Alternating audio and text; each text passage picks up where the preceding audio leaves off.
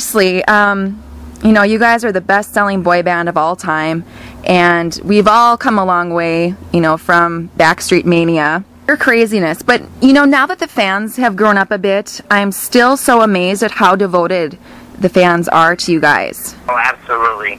I mean, we truly have some of the most amazing fans. I mean, to be with us, you know, 18 years, some of them since the very beginning, some of them now, you know, bringing their kids around, you know, their younger brothers and sisters, you know, and their parents. You know, we truly have an amazing worldwide fan base that have just stuck behind us through the ups and downs, and we were hot on the radio and the downs when radio didn't want to touch us, you know, and just being able to go still tour around the world and, you know, play stadiums in other countries, and, you know, every place is a little bit different, but, you know, just to know that we have a fan base that, you know, if we didn't put out another record, we would still be okay to go out and tour around the world. And, you know, the recent proof lies in NKOT BSB tour that just wrapped up in August. You guys teamed up with New Kids on the Block and you sold out several shows nationwide. What was that like, joining forces with those guys? It was amazing. I mean, those guys are truly a class act. I mean, I know I can speak on behalf of all of us, and we definitely, when we were younger, we looked up to the New Kids. I mean, they were definitely the first boy band out, you know, before we came out, and I can definitely say that we all looked up to them, wanted to be the New Kids back in the days, and you know, God willing, we were able to be the Backstreet Boys and create our own identity. But you know, they definitely are truly a class act. They, you know, are really well seasoned entertainers, and besides that, just, you know, great guys. I mean, it was lots of fun being on stage, all 9 of us together, enjoying, you know, something in history that we created together. Now that just wrapped up in August. Have you? I mean, it seems like you guys have been just go for the past 18 years. I mean, have you had a chance to relax and really take this all in? You know what? So first of all, I love going. I think when I have more than 2 months of downtime, I start climbing the walls. That's what happened for me, actually, when we, about 7 years ago, took our break. And it was a well-needed break, I think, if, you know, for the group. If we hadn't taken a break, I don't know if we'd be still around right now. But I think that was probably the time where most of my guys within the group had a chance to really sit back and just soak in what we had just accomplished, you know, 9 years before that. We were on a roller coaster ride for 9 years straight, nonstop, and I can definitely say that some of my guys got burnt out, you know, and didn't really appreciate, you know, as much of what we were doing, you know, appreciate, you know, the business, appreciate each other. You know, I think even maybe to a point took it for granted our fans being there for us. And I think the break gave us a chance to step back and look at what we had and what we could still have, you know, and luckily enough we were able to get our acts back together and the fans were still there for us. And it sounds like you're going to be busy in the coming months with the release of your first solo album titled Back to Me. Yes. And I'm very, very excited. You know, I actually just took a break this last NKOT BSB tour about a month ago, and I've been nonstop. I went to Japan, doing some promotion for my first single. I've been up in Canada for the Toronto Film Festival week and presented at the CCMAs, the Canadian Musical Awards. I'm actually wrapping up all my mastering right now on my album, getting ready to promote it when it comes out November 9th in Japan and November 15th all around the world. So I'm gearing up to still stay busy, and until, you know, we actually, Backstreet Boys, we're going to get back in the studio and start recording a new record here soon, and talks about doing some more touring with the New Kids next year, so non-stop year and a half for me. It sounds like it. Yeah, and I heard this album, Howie, has been like 5 years in the making. Why did you decide to release your solo album right now instead of a couple years back or 5 years back?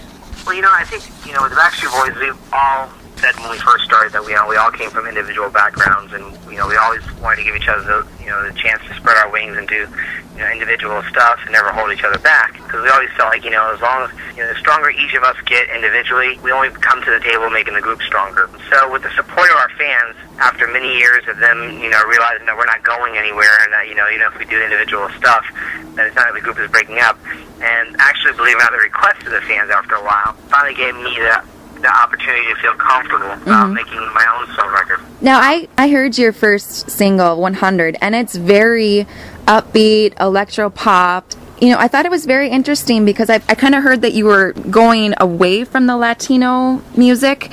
Yep.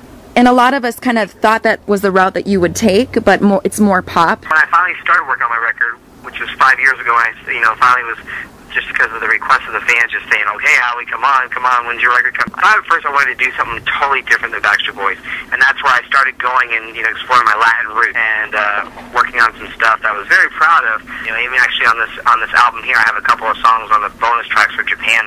One of the songs I did with John Cicada, a couple of Spanglish songs. But as the time that Backstreet Boys started getting back in the studio after our break, and, you know, me working on my project in between legs of the album and touring, I little by little started feeling like I wanted to make sure this record was able to see the rest of the world, not just South America and the Spanish fans, even though that was, to me, you know, my biggest fan base. But I did definitely feel like, you know, we have a lot of fans in Japan and Germany, America, every place. You know, in some of these places, you know, Spanish isn't even spoken. And I knew at least English was a little bit more of an international language. So I started working on the project and kind of felt, and I was glad actually the timing it worked out really well for me, but I really had this, like, loving the feeling. I love to dance. I love to go out and get excited about, you know, and by the time that the Black Eyed Peas stuff was coming out, Guetta, then Live by the Mateo Cruz and Usher, so a good bulk of my album has a little bit of this pop Euro dance feel. Like you said, the first single, 100, has definitely that feel, and I felt like that was a great representation for me as the first single coming out, because it was like a great summer song. But there's definitely my fans that know me for my signature mid-tempos, ballad, sultry sound. They know me at Backstreet Boys. There's definitely some of that on there as well. Okay. Not only that, but, you know, a lot has happened over the course of 5 years, including you getting married, you having a little boy. So I can only imagine that the material selected for the album maybe has changed a little as well. Definitely. You know, actually, I've definitely grown a lot with this record, but even before the record, to be where I am right now to make this record. But yeah, you know, there's definitely been some great changes in my life. Married and having my first child and doing a record that, you know, I can definitely play from top to bottom and feel proud that he can, you know, dance to, which he does right off the bat when he hears 100. But it's awesome to be able to feel like, you know, I've matured, you know, with my years of the Backstreet Boys, and I feel like now the record that I'm putting out is way more stronger, you know, in a better place where I'm at in my life than per se it would have, you know, when it would have come out 5 years ago. Now, you know, obviously when people hear Howie D, they think Backstreet Boys. So it's obviously going to be kind of hard to disassociate yourself singly on your solo project. So how do you feel about, you know, being associated with that when you go out to promote the album? I don't feel bad about it at all. To be honest, Backstreet Boys has been an amazing part of my life, and I will never shun or, you know, turn my back to it. You know, I'm definitely not one of those artists that are like, okay, well, that's my past, you know, and you know, this is a different side of me. I can definitely say it, you know, and that's why even with making this record within the last year and a half, I really made sure that I didn't, like, jump ship and fully make, like, you know, like a Latin ranchero, you know, record or anything like that. You know, it's one of my signature Backstreet Boys, like, they could still relate to me as who I am and who they knew in the past. You know, Backstreet Boys has been a big help for me, even with the solo project. I mean, this last tour that I did with New Kids on the Block, Nick and I both using the tour to help promote our own individual records. And, you know, I know the Backstreet Boys has opened so many doors for me to be able to do what I do as an individual artist, and, you know, wear that hat very proudly. And in addition, you kind of have a special treat for the Backstreet fans with a collaboration with a guy named Nick Carter. Is that planned? Actually, Nick and I, along with all the other guys, we've, you know, written for our previous records together. And this is a song that Nick and I wrote. It's called Pure. We wrote it with two other writers and producers from Australia that were living in the States about 3 years ago. And we initially wrote it in mind for the last Backstreet Boys record. But as time went on and the record kind of evolved into the sound that it did, it kind of didn't exactly fit. So I told Nick, I said, hey, bro, I love this song so much that, you know, when I do my solo record, I would love to put this on there. And so he was totally cool with it, gave me his blessing, and it just worked out great. I'm out. I have to ask, because a lot of my readers were also curious. I love the 100 video. I mean, it is upbeat yet simple, and that girl, man, that girl can really shake it. I know. The most, I guess, not requested, but I guess the most popular thing about the video is the girl.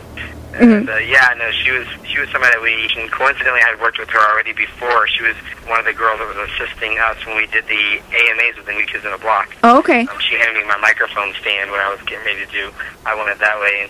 And really, really sweetheart girl. And And yeah, she's definitely got those Latin rhythms in her, and it definitely has helped me out with the guys. Oh yeah, for sure. Well. It's given them some eye candy to look at. Congrats on your new album. Thank you.